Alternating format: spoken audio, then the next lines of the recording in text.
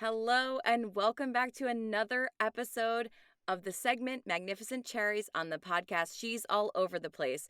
Today, I have a super special guest, again, very near and dear to my heart. And her name is Jihan, and she's a Reiki master and intuitive massage therapist. So let's welcome her. Hi. Hi. Oh my gosh. It's so good to see you. Thank you for having Yes. me. I'm so excited that we get to chat today. I knew that when I was going to be guest hosting a lot of these segments, and it has to do all with health and beauty and wellness and overall health and wellness, I was like, okay, I know who I need to reach out to, because you've just been so instrumental in my health and wellness journey, and I just know that the listener out there needs to hear just some of your amazing wealth of information. So I'm just so thankful that you're here. Thank you so much. And I can't wait to dive in. It's my absolute pleasure. Thank you. Wonderful. So, I think the first thing, because I know so much about you, but the listener out there maybe doesn't even know who you are. So, I'd love for you to just introduce yourself, give us a little background, and then we'll dive a lot deeper into it. Okay, great. Yes, thank you. So, as you said, my name is Jihan, and I've been in, let's say, the holistic wellness world professionally, I would say about 5 years, 5, 6 years is when I really decided this is going to be my life path. This is what I'm going to pursue, and I'm all in. But it started, many years before that with my own, I'll say, illnesses, my own struggles with maintaining a healthy lifestyle and maintaining my wellness. So I really found myself looking for, what can I do that doesn't require, I'll say, medical interventions in a way that wasn't, as I would say, wasn't looking at me as a whole being, where that's where we get the word holistic, Mm-hmm. right? So it was a long journey, but what I found is that energy work, body work, massage, essential oils, eating a holistic diet, that's what really changed my life. And I love that this podcast also includes beauty, in it, because I think true beauty comes when you find that holistic lifestyle, Mm-hmm. that the inner beauty that shines outward. So, Yeah. yeah, that's a little bit about me. Yeah. So it's interesting. So were you always interested in a holistic way of living, or was there something that kind of uh happened that made you decide, or was it like were you living a completely different world and you're like, I need to do something different? Like curious Yeah. how you managed to get to that, cuz I feel like unless you are born into a family that's kind of already, very caring about, self-care and maybe growing their own food or whatever they're doing in a holistic way. Um, not many of us are brought up that way, right? I mean, like my mom would do certain things that now I look back and I'm like, wow, that was really cool that she did that. But it's not like I grew up with like everything on the list, checking it off, like, yes, yes, yes, I grew up with all that. So yeah, really curious to know if that was sort of something that was always around you or something you had to find and seek for yourself. I think just like exactly what you said, that oh, my mom does this really cool thing where when my stomach hurts, I will always remember this, and I think it was what helped me, understand that you that energy work works, Mm-hmm. right? Because we're all energy. Is I can remember having a tummy ache, or my head would be hurting, and the first thing my mom would say is, okay, Jay, let's close our eyes and let's breathe green light into our belly, and I'd be like, it hurts, mom, but then I can Mm-hmm. remember that slowing down, breathing, focusing on that part of my body that was experiencing pain, Mm-hmm. and breathing that beautiful healing light into those parts would help. Number one, it would calm me down. Mm. Number two, I'd be able to fall asleep, right? We Yeah. heal when we're sleeping. Excuse me. So, yes, there were bits and pieces of that, holistic lifestyle in my life, but Mm-hmm. on the whole, no. Mhm. I grew up with a step parent that was, a medical doctor, and then my mom eventually went into the Western medical field as well, became a nurse. Mhm. So no, I was not surrounded by that. But really, the impetus for having me go on this wellness journey was that I was working in a career. I was a public relations, person, Mhm. working in Manhattan, very high stress. Mm.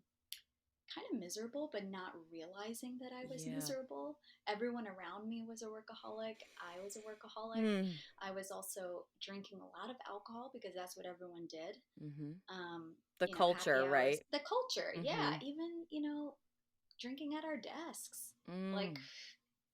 and it just, and I was severely in my eating disorder. I'm in recovery now, and I've had Mm. recovery for several years now. Um, but I think to cope with everything around me, and of course, trauma that occurred in my childhood and my Mhm. adolescence and my teenage years, I was so ill. I mean, Mm. I would, let's say I'm talking to you now like this, I wouldn't be here. It seemed like Mm. I was here, but I was outside of myself. I was Mhm. not in my body. And I think a Yeah. lot of listeners perhaps can identify with that at certain times. That feeling when maybe you're Mhm. driving your car and you feel like, how did I get here? I know I drove home, but how did I get Mm. here? Or finding bumps, scrapes, bruises on yourself. Like, how did that happen? Mhm. That's that signifies that perhaps you're not in your body when you don't know how you injured yourself. So I Yeah. was really in a destructive phase. I, had a hard time keeping relationships, even friendly Mm. relationships, because I was so miserable. So slowly I was introduced to essential oils, Mhm. which led me to go to a workshop where we were using our hands to put the oils on our Mm. partners' backs. And having my hands on my partner, it was that lightning bolt moment of, Wow. I know what I'm doing. Yeah. I've done this before. So after that workshop, and I can remember the woman on the table that I was working on looked up at me and said, have you done this before? And, Wow. I had to say no, but I knew in my soul I had. Mhm. So after that workshop, I ended up actually buying a massage table on Amazon, but it sat under my bed for months Oh. until I got up enough courage to say, this PR life is not for me. Mm. My life is it being in service to others, and made the transition. And Oh here I my am gosh. today. That's amazing. Yeah. Yeah. And to anyone out there who's wondering, she is so gifted with her hands and her intuition and just her as a whole. So by Jahan saying, "Yes, I'm called to serve others," it's 1,000% true, and I am the first person to attest to that. That's my testimony. Thank you. Oh, thank um, you. that brought up a lot of interesting things for me, especially when you were talking about just like not being here, like being here but not being here, and I think Uh-huh. especially over the past almost 3 years, I think a lot of us have experienced that feeling of just very surreal, almost like needing to escape because everything seems like too much right now, and because we're to be expected to kind of just keep working and living our lives as though all of this didn't just happen, and is still happening. People are still ill, and going through all sorts of financial health, all sorts of issues. So I just think it's like this is not something that's new or old. The fact that you were dealing with a place of work that you were like, hey, this is really toxic, I need to get out of this. This is something that people are experiencing now and will always experience. And so I think the difference is to just be able to look inside and go, okay, is this really is this what's serving me? And for you, you were like, wait, I'm in service of others. Like, I want to do things to help people. And obviously you had to come from a place of, like you said, starting to do the work yourself and, really diving into your own life and saying, okay, well, how can I improve my life and to feel better, to not be so disconnected to my body. So I think that's really amazing. And I think that the listeners will really be able to relate. Because like I said, this is something that's not just like was something of the past. It's happening all the time. It's relevant. Yeah. It's definitely relevant. Yeah. Yeah. So, yeah, take us through what your training was like for massage therapy. I'd love to know. Thank you. Yeah, so um, I'm laughing thinking about how it happened. I just remember saying, I'm going to become a massage therapist without actually knowing how that was going to Mhm. happen and receiving quite a bit of pushback from my family and Mm. people really thinking that I was losing it, a little nuts actually. Mm. um, but I was living in Manhattan at the time, and I just decided I'm going to find a school. So just started Googling, Mhm. and then I found a few there, and I decided to tour the schools to see, does this feel right? Mhm. And I ended up at a really wonderful school called the Pacific College of Oriental Medicine. Mhm. I believe they've changed their name now, but it was called PCOM, Pacific College of Oriental Medicine. Um, they have school in New York, Chicago, and San Diego. They still have those locations. Mhm. And for me to become a licensed massage therapist in New York State, it required 1,000 hours of study, Whew. which full time was 2 years. And then it also required working in the clinic at the school with a supervisor watching over, Mhm. my work, overseeing the treatment plans, so Mhm. getting hands-on work, Yeah.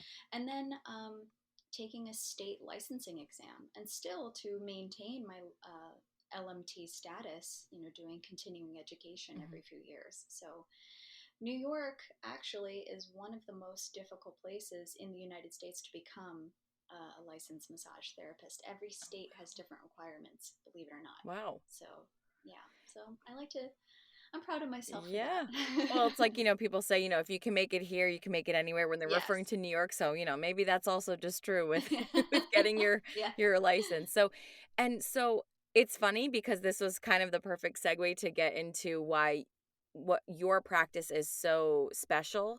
And it has to do with your intuition and your intuitiveness and the fact that you said, "Oh, I went to a couple different schools to see like what felt good." And it's like even before you knew that you had this, Mm-hmm. you already knew and were practicing it in other ways in your life. It seems like, you intuitively knew, hey, this maybe is not the right job for me. I need to switch. You bought a massage table. And even though you didn't, like you said, it sat under your bed for a little bit, you intuitively knew, like, this is what I'm going to do. And, like, of course, at the moment you were like not ready or just trying to figure out what your next step was. But the fact that you were like, went to all the different schools and intuitively was like, how does this feel? Does this elicit, like this is where I need to be, or like not feeling like this is the right fit? So um your your gift with your massage therapy is being super intuitive and just like knowing exactly where to go, and even having certain feelings come up with it, or thoughts or sort of messages. So I would love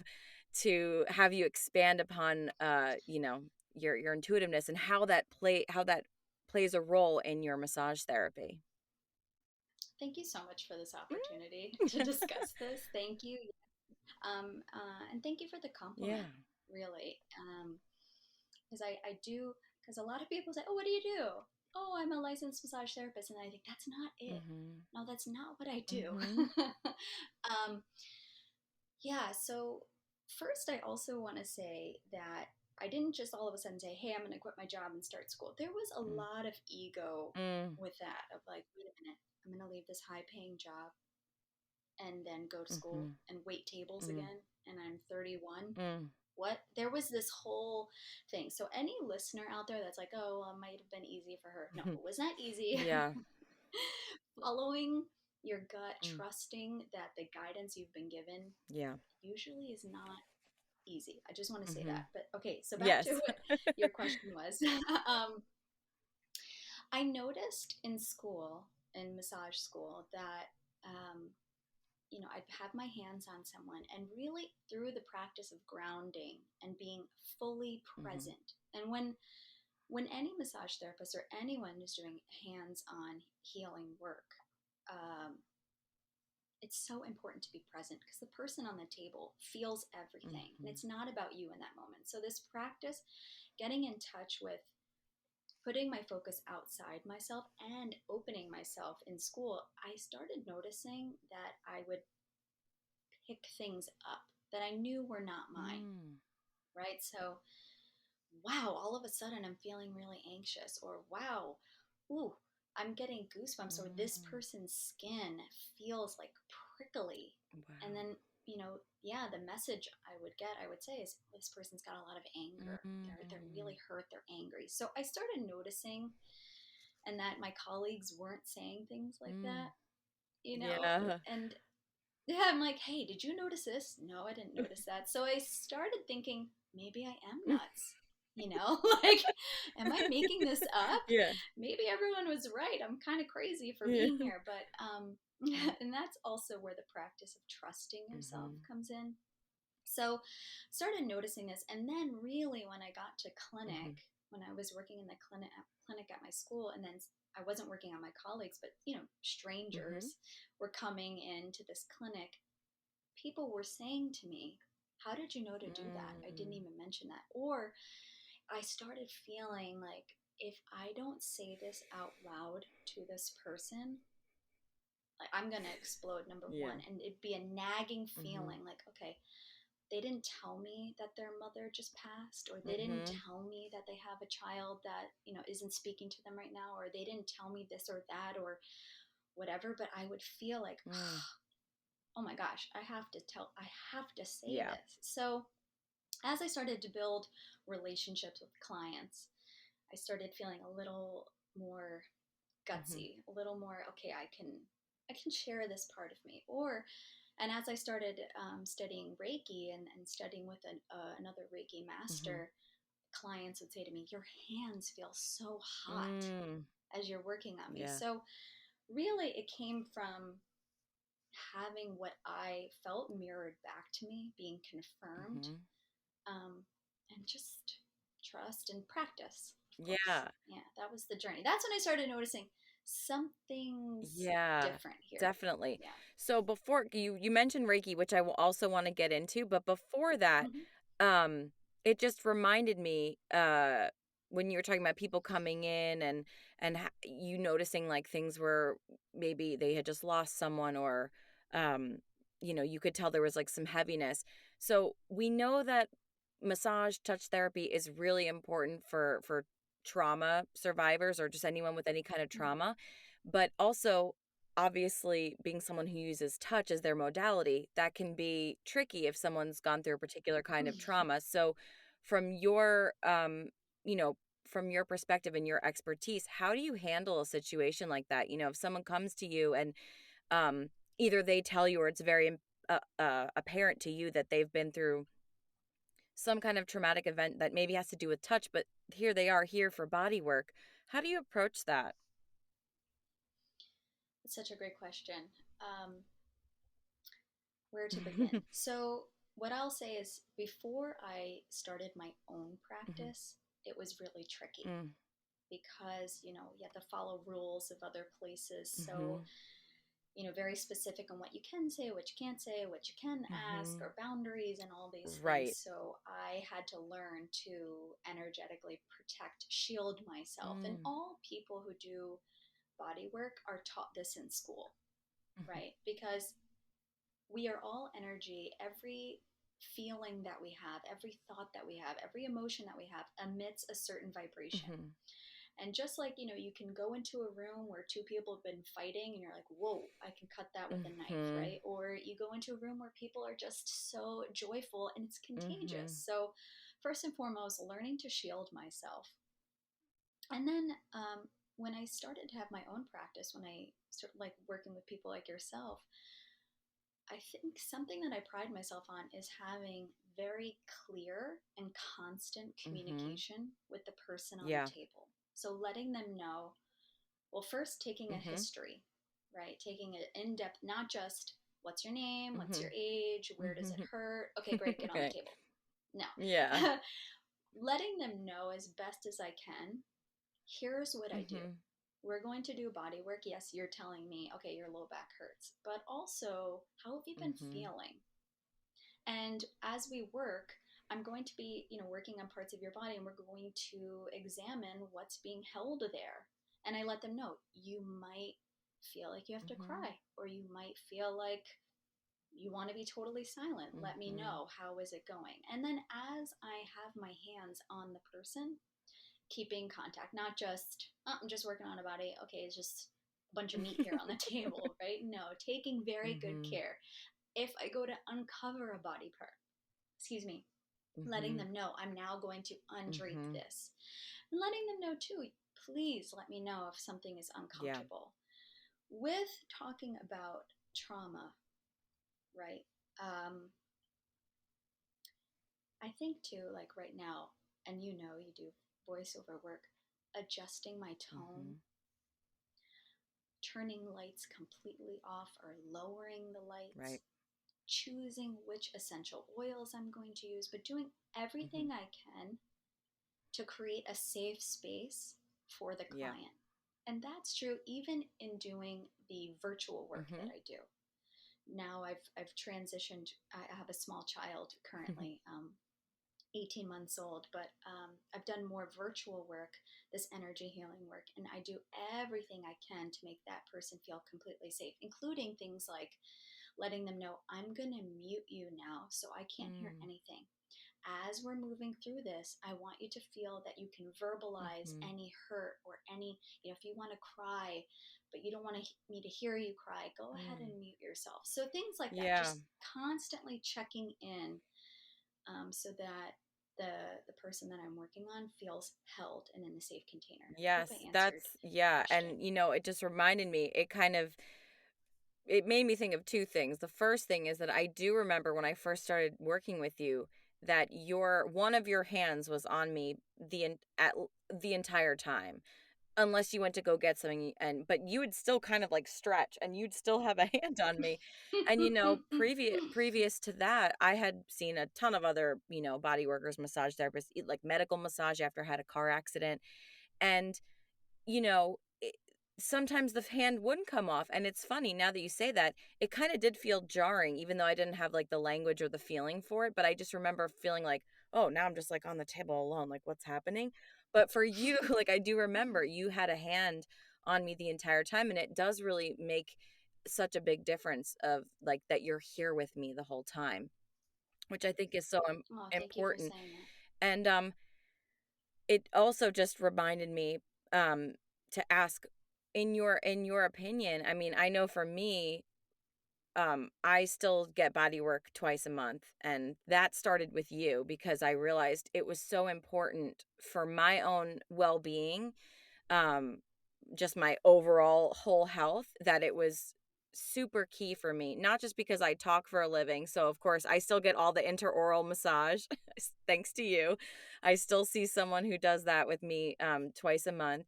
Um but so obviously I think everyone obviously would probably benefit from regular body work. So I'd love to know why it's important and what are some benefits of having regular body work. I Yeah. love this question. I'm so happy that you're continuing with your body Yay. work. I I wish it know, was me me. I too. know we don't live in the same state, I'll but have to make a no, I'm trip so sometime. I'm so happy for you that you're continuing that Yeah. care for yourself. Um, if you have a body, please get body work done. Now, I say that with the caveat of please go to a licensed Mhm. practitioner. I'm going to repeat that. Please go to a licensed Yeah. practitioner. Why is that so important? Because someone could really hurt Mm. you. If they are not schooled in anatomy, Mhm. physiology, okay, if they don't take a thorough intake of what's going on with you, perhaps what existing conditions you Mhm. have, what might be contraindicated, meaning what is a big no Mhm. no, right? That's very important. So I have to say Yeah. that. Why is it beneficial? Number one, done right, I'll say. Like you said, I always kept Mhm. a hand on you so that you felt safe. That is that is something we learn in Mm. school. That is something we learn in school. Why? Because yeah, perhaps you're undressed on the table under Mhm. a sheet, so you're already in a vulnerable Yes. position. Number two, you're in a vulnerable position because the person who's working on you can see what's happening and you can't when Mhm. you're face down, right? Yeah. So um, sorry, I'm about to go on a tangent of why it makes me so upset when people take their hands off people when they're working on them, or why they would Yeah. do that. But They forgot their training, it's kind that's of, what it is. they forgot their Oh. training and they're not thinking about you. No. Okay. So if another massage therapist is listening, they're like, oh, why are you saying that? I'm a good massage therapist. No, why is it beneficial? Well, Mm. to relax, right? To, to promote, um, to, sorry, rest and Mhm. digest, right? That's what we like to refer to it as. But also to improve your lymphatic Mhm. processing, right? To get all the fluids in your Mhm. body moving. It decreases heart rate. There's Mm. tons of studies out there, but really it's bringing you home, bringing Mm. you in. And sometimes, of course, there's people on the table that like to talk, Mhm. but then I will maybe guide them back to their Mhm. breathing. Because really, the time is for you to be present with what's occurring in your Mhm. body. Also, touch on its own is Yes. incredibly healing. The right Mhm. kind of touch, Yeah. let's say, right? But just a Mhm. hug, a long Mhm. embrace can help lower your blood pressure, can bring you present, can slow down the breathing. So just being touched on a regular basis by someone who is trained in therapeutic Yeah. touch, I Yeah. mean, the sky's the limit what can be done. And there's all types of massage. I know when I was pregnant, I was receiving massage a few Mhm. times a month, and I know that that helped Mm. me get through um, all those demands. So whether you are, a child or in your old Yeah. age, I mean, we all can benefit from regular therapeutic touch. Yeah. So you don't have to be injured. Also, you don't have to be in pain. I Mm. think some people are like, well, I don't need a massage. Nothing's bothering me. Right. Yeah. No, regular practice, because actually, many times, many times, I've had people on the table and they're telling me, "Oh, I'm here because, Mhm. my knee or oh, my neck from Mm. looking at the screen," and they're telling me. I get them on the table. I'm guided like, "Actually, your Mm. glutes really need this." And I'm like, "Oh my Mhm. god." And they'll say, "I didn't even know that that was Yeah. tight." So, yeah, this is an opportunity Mhm. for you to be with what Mhm. is. Let's work through it. So, everybody I needs love touch. that. And yeah, I think too for me, I know I had seen you like a few weeks before I drove across the country to LA from New York. And then I hadn't gotten a massage until like I want to say I think sometime in early 2021, I think. So it had been a long time just due to lockdown Mm. and, just being in a new city and not really knowing like what kind of massage therapist I wanted, especially because I was like, who's gonna follow Jahan? And the first time I was on the table with the current woman that I work with now, I cried because it was like having that touch again for the first time. It was so Mm. healing and therapeutic. And I think you're so right. It is a time to just get on the table and close your eyes and breathe and get reconnected to your body. If you're someone who, tends to kind of drift off and not pay attention to sensations in your body, you're kind of forced to at that point. Someone's working on your body and you're very aware of what's happening, you know? Unless you're very Yeah. skilled in like astral projecting. I don't know. Possible. Okay, great. Yeah, I love that. And of course, obviously I'm also a huge advocate for getting regular body work. So I think that's just a great just some of the great things that are going to be so helpful to get regular body work. So I think the listeners will be like, so I don't need to be injured. I don't need to have something in pain. I can just go for all these other health benefits. Yeah, so you probably should. Um, Okay, and so briefly you were talking about how you're doing distance energy work and Reiki. And so if there's any listeners out there who are not sure what Reiki is or how it works distance wise, I'd love to hear about that. Yay. Okay, one thing just popped up Yes. in my mind though that I didn't Yeah. say in our last question, and that is an amazing benefit of regular body work is increased immune Mm, support. Okay, it is wow, considered that's great. preventative. Okay, it's boost your immune system. That's what I will say. And there are studies that help back that up. Yes. So, okay, I wanted to say that, Yeah, of especially in course. the time that we're in. Um, okay, how does the Yeah. distance Reiki work? Mhm. That's the question. Um, so energy energy is everywhere, and you do not have to be in the same room with someone to receive energy work. For example, or to be a conduit of energy or to receive energy. Like, let's say you're thinking about someone, boom, Mm. then they're calling you on the phone. That's an Yeah. energy hit, right?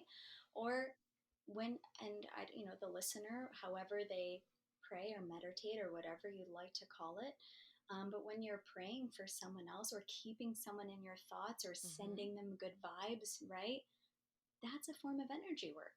Mhm. That's putting out into the universe um, your well wishes for them. So, how it works with Reiki is Mhm. specifically with Reiki is that there are, in fact, long distance Reiki symbols. So, Reiki, uh, there's so much to talk about with that. But basically, the work is done by drawing symbols, channeling this very special Mhm. Reiki energy through you through myself, I'll just say, through myself as a conduit Mhm. for this energy, and then transmitting it to the person.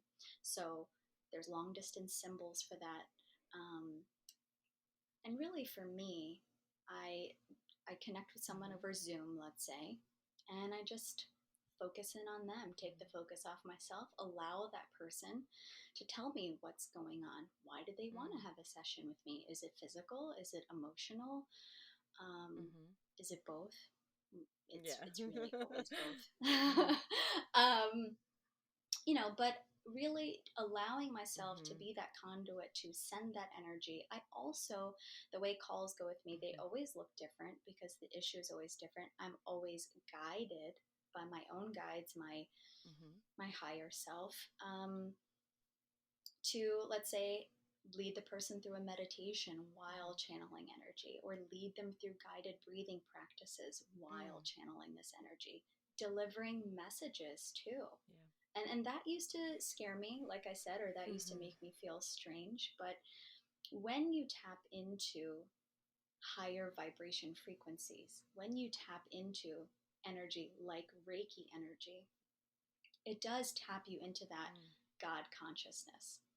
That's what it's called in Mhm. the Reiki handbook, right? It's called, you're tapping into God consciousness, that all knowing, all source energy that we all Mhm. can tap into. I don't believe that there's one person on the planet that could not do what I'm doing. It's just I feel that I'm putting Yeah. all my intention on this process. So back to Yeah. what a session with me looks like. It's usually about an hour.